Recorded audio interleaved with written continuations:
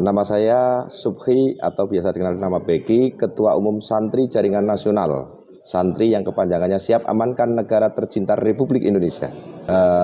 Kemarin setelah kami cross check ke kawan kami yang memang sudah menjadi saksi, ternyata bukan bentuk aduan daripada KPU, tetapi aduan internal seseorang, ya. Artinya kalau memang KPU tidak menuntut secara tegas, kami atas nama aliansi masyarakat pun mampu, bukan tidak mampu. Tetapi ketika kami mampu menyelesaikan kaitannya dengan KPU, laporan itu atas nama aliansi, tetapi urusan KPU tidak selesai dengan masyarakat Kabupaten Pekalongan tentunya. Kami mensinyalir bahwa KPU dalam hal ini sangat tidak netral dan kami mencium bau-bau yang tidak sedap di dalam KPU. Kami akan melangkah dan kemungkinan hari Kamis kami akan melakukan pergerakan yang lebih besar dari yang kemarin kita lakukan.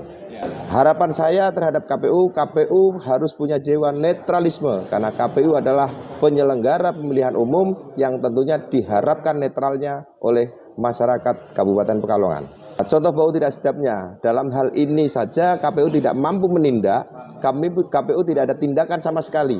Artinya itu bukti yang kami dengan tanda kutip, kami mengiyakan dan meyakini bahwa KPU tidak netral. Saran saya KPU selaku penyelenggara pemilu di Kabupaten Pekalongan punya kewajiban yang netral dan mengembalikan kepercayaan KPU terhadap masyarakat di Kabupaten Pekalongan. Ini media yang menurut saya KPU sangat tidak netral ketika kawan-kawan media ini dibatasi untuk pemberitaannya. Intimidasi tersebut adalah bukti arogansi daripada KPU yang kami yakini dan makin yakin bahwa KPU tidak netral. Seperti pemberitaan media yang mungkin agak dibatasi, yang kemudian teman-teman media untuk berkomunikasi juga agak ditutup mungkin ya, seperti itu yang kami dengar.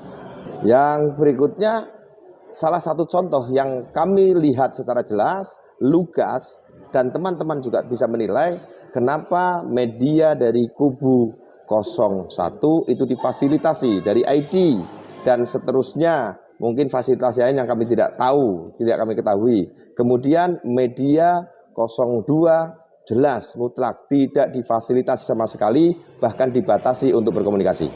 Justru malah media-media konvensional yang kemudian ini untuk penyaringan secara publik itu wajib fasilitasi, tapi buktinya tidak difasilitasi. Ya seperti media detik.com dan kawan-kawan media-media lain yang tentunya mereka akan membantu mempublikasikan sinergitas antara penyelenggara pemilu dengan masyarakat. Tetapi karena ada batasan itu dan kemudian mereka untuk publishnya pemberitaan mereka cukup terbatas karena benturan dengan ID. Karena ada aturan yang mungkin diatur oleh KPU. Nah, harapan kami jangan kemudian KPU membungkam media, KPU menekan terhadap media, kemudian bertindak arogan, kemudian tidak sinergi dengan masyarakat. Yang kami ketahui media nasional ada 9, tetapi hanya 5 yang ber-ID, kemudian kawan-kawan lain yang akan membantu, meng-share, memberitakan opini tentang bagaimana pemilu ini berjalan dengan baik, tapi KPU membatasi. Itu yang kami sayangkan selaku Ketua Koordinator Aksi. Nah, justru malah media 01 yang full, yang digiring ke situ. Tapi kami tidak gentar. Kami tidak akan mundur bahwa kami bergerak kepada masyarakat, bersama masyarakat, aliansi masyarakat ini untuk menciptakan pemilu yang damai di Kabupaten Pekalongan. Ya, saya Lailatul Izzah, Ketua KPU Kabupaten Pekalongan. Izin bertanya Bu, ini ada rumor Bu dari teman-teman yang demo kemarin itu menanyakan beberapa hal. Yang pertama itu terkait katanya itu yang melaporkan ke pihak kepolisian itu bukan atas nama KPU, tapi atas nama pribadi orang KPU kayak gitu Bu. Nah, yang kedua itu terkait dengan kok sampai hari ini dari pihak divisi hukum katanya belum pernah melakukan laporan atau update report ke pihak mereka. Dan yang pertanyaan terakhir itu seputar adanya renovasi di masa-masa urgent seperti ini itu menimbulkan banyak spekulasi seperti itu Bu. Monggo untuk dari pihak KPU untuk menjawab.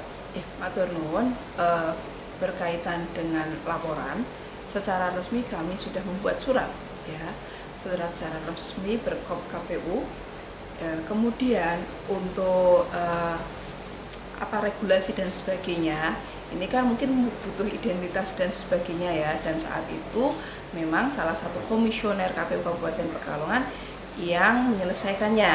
Nah, ini saya tidak tahu persis prosedural untuk pengaduan dan sebagainya, apakah kemudian lembaga ini bisa, yang jelas kami dari awal mengajukannya itu berkops KPU kayak gitu ya, dan monggo diklarifikasi ke kepolisian prosedurnya seperti apa ya. Yang jelas itu yang kami masukkan. Terus untuk reportnya ya seperti kemarin saya sudah amanahkan ataupun kemudian ada salah satu yang bertanggung jawab untuk report, monggo nanti ditanyakan ke divisi hukumnya ya bagaimana reportnya, karena memang bagi-bagi tugas seperti itu ya. Kemudian kaitannya dengan renovasi, ini kan gedung sudah lama sekali belum pernah direnovasi, dan sebenarnya sudah lama dibutuhkan renovasi untuk atap ini, dan baru mendapatkan anggaran dari APBN, ini ikutnya di anggaran perubahan ya kan, ini makanya di akhir tahun karena memang anggarannya dari APBN, dari KPU RI, dari anggaran perubahan, yang dimana kita memang di challenge sebelum tanggal 27 harus selesai ya. Jadi karena itu catatannya seperti yang panjenengan ketahui, ini sudah terpasang semua untuk atapnya sesuai dengan jadwal, sudah terpasang seperti itu. Jadi karena yaitu anggarannya adalah anggaran dari KPU RI yang baru cair dari anggaran perubahan. Mungkin Bu ada informasi penting lain Bu yang perlu disampaikan kepada masyarakat mungkin? Informasi pentingnya mungkin kemarin kita sudah simulasi dan kita sudah siap.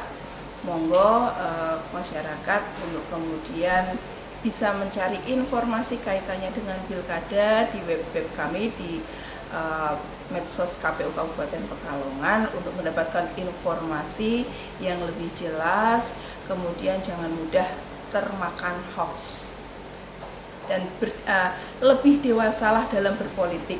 Kita boleh berbeda pilihan, berbeda pandangan, berbeda prinsip, tapi tetap menjaga kerukunan dan persaudaraan.